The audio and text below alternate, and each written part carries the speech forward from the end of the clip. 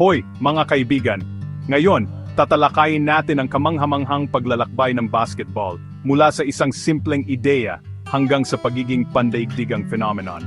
Nagsimula ang lahat noong 1891 nang si Dr. James Naismith, isang guro ng PE sa Springfield, Massachusetts, ay nangailangan ng isang laro para panatilihing aktibo ang kanyang mga estudyante sa loob ng bahay tuwing taglamig.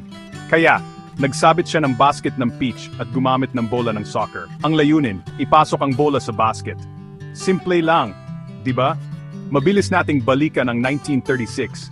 Ang basketball ay unang lumabas sa Olympics sa Berlin. Isa itong malaking milestone. Ang mga bansa mula sa iba't ibang panig ng mundo ay naglalaban-laban na ngayon sa isang court. At huwag nating kalimutan ang USA ang nag-uwi ng ginto na siyang nagbigay daan sa kanilang pagdodomina sa sport na ito.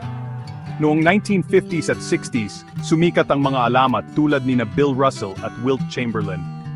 Ang mga ito ay hindi lang basta naglalaro ng basketball, binabago nila ang laro.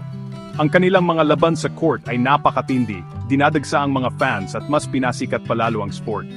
Pero noong 1980s at 90s talaga sumikat ang basketball sa buong mundo. Ito na si Michael Jordan.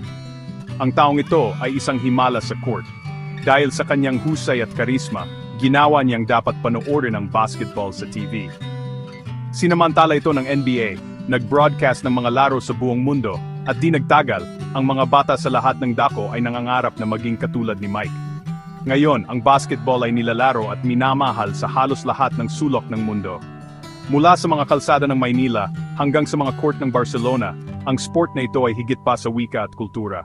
Dahil sa mga icon tulad ni LeBron James, Stephen Curry, at marami pang iba, ang basketball ay patuloy na nagbibigay inspirasyon at nagkakaisa sa mga tao sa buong mundo. Kaya sa susunod na manood kayo ng laro o mag-shoot ng bola, tandaan, hindi lang ito basta sport. Ito ay tungkol sa isang legacy na nagsimula sa isang basket ng pitch at lumago sa isang pandaigdigang hilig. Salamat sa panonood.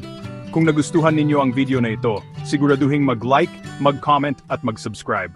Kita-kits sa susunod.